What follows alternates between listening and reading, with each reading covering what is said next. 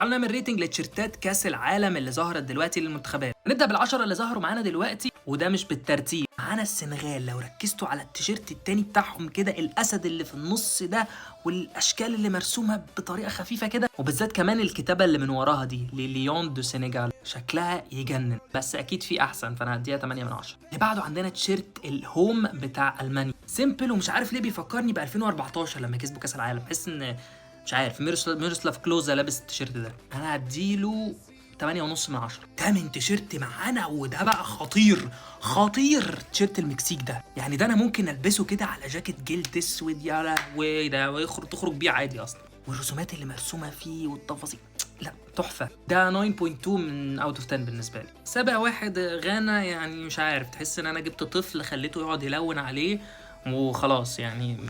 مش لا، فين البلاك ستارز يا جماعه؟ البلاك ستارز اللي كنا بنحب تيشيرتاتهم جدا. هديله 5 من 10.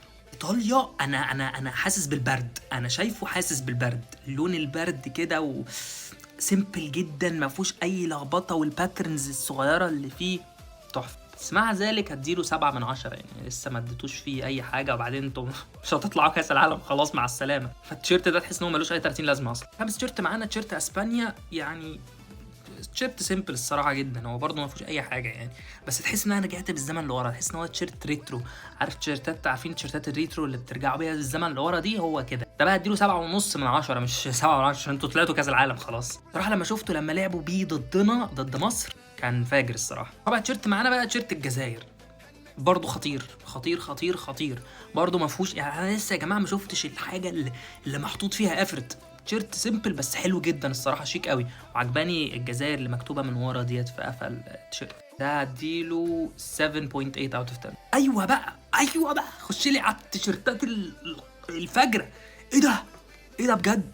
ايه التيشيرت ده؟ 9.9 اوت اوف 10. يعني انت ما فيهوش غلطه، ما فيهوش غلطه، يعني ممكن حاجه واحده بس تتزود فيها، لكن غير كده هو تحفه. ده برضو يجنن، يعني ده برضو شبه جدا بتاع كوستاريكا، ده يجنن بتاع بلجيكا. 9.8 بقى، لان انا بالنسبه لي كوستاريكا احلى. واخيرا وليس اخيرا، انا كنت سايب العشرة من 10 للتيشيرت ده، كنت سايب العشرة من 10 للتيشيرت ده. ايه ده؟ ايه ده؟ البحر اللي معمول عليه يا جماعه يا جماعه، تخيلوا الدون لابسه، ده هيبقى احساس عامل ازاي؟ قولوا لي بقى في الكومنتس لو عايزين بارت 2 عشان نخش على التيشيرتات.